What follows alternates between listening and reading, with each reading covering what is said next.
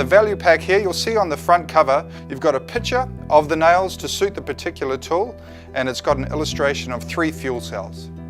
Each fuel cell will do 1,000 shots as a minimum, and inside a value pack is 3,000 nails. So 3 fuel cells, 3,000 nails, it'll do the job quite nicely for you at a competitive rate. And also inside the box, once you take the fuel cells out, they'll usually be sitting here at the bottom of the fuel holders. You'll see all the connectors for your fuel cells. This squarer connector, this is to suit the older style framing tools that we used to have probably about 5 years ago plus. This connector here, this is to suit our current models. Now, what we have here is a twist and lock fuel cell. You'll see on the back here there's instructions to say twist and lock.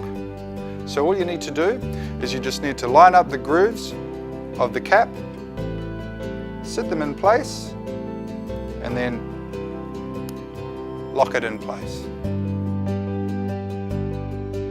If you're running an old tool and you need to run this, it's the same thing. Just sit the cap into place and sit it in there.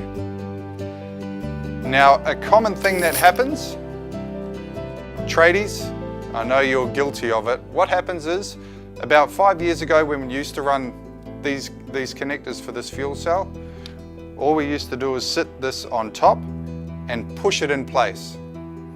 But now we've got the twist and lock fuel cell. If you try and do the same thing, you'll snap the stem. So that's what happens.